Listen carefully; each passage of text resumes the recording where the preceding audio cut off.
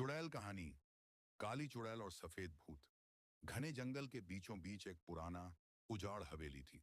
यह हवेली दशकों से वीरान पड़ी थी और गांव वालों का मानना था कि वहां एक काली चुड़ैल और एक सफेद भूत का साया था। कोई भी रात के समय उधर जाने की हिम्मत नहीं करता था। रहस्यमयी हवेली। एक दिन गांव का एक निडर युवक विक्रम उस हवेली का रहस्य जानने के लिए निकल पड़ा। जैसे ही वह हवेली के अंदर पहुंचा, उसे चारों ओर अजीब सी फुसफुसाहट सुनाई देने लगी। अचानक उसकी आंखों के सामने एक काली चुड़ैल प्रकट हुई। उसकी आंखें जलती लाल थीं, लंबे उलझे हुए बाल थे और वह डरावनी हंसी हंस रही थी। कौन हो तुम?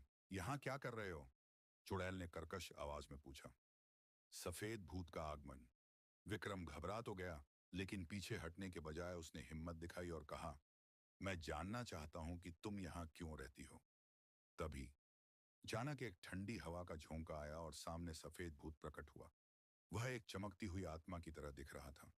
उसकी आंखों में एक अजीब सी शांति थी।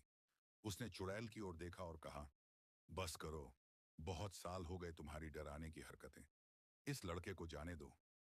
भूत और चुड़ैल का राजबैठ। विक्रम हैरान था कि एक भूत जो खुद डरावना दिखता था, एक चुड़ैल को रोक रहा था। उसने साहस जुटाकर पूछा, तुम दोनों यहाँ क्यों हो? चुड़ैल ने गुस्से से सफेद भूत की ओर देखा और कहा, यह मेरी वजह से नहीं, बल्कि इसकी वजह से मैं यहाँ फंसी हूँ। सफेद भूत ने धीरे से कहा, यह सच नहीं है। असल में हम दोनों इस हवेली के पुराने निवासी थे। मैं एक नेक राजा था और यह मेरी पत्नी थी। लेकिन काले जादू के प्रभाव में आकर इसने मुझे धोखा दिया और मुझे मार दिया। मेरे मरने के बाद इसे भी श्राप मिला और यह चुड़ैल बन गई। अब हम दोनों इस हवेली में फंसे हुए हैं, एक भूत और एक चुड़ैल के रूप में। विक्रम की चालाकी। विक्रम ने यह सुनकर सोचा कि अगर वह इन दोनों की आत्मा को मुक्त कर सके,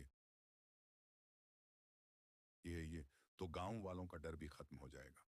उसने एक पुराने साधु से सीखी हुई मोक्ष की विधि को अपनाया। उसने हवन किया, मंत्र पढ़े और पवित्र जल हवेली के चारों ओर छिड़का।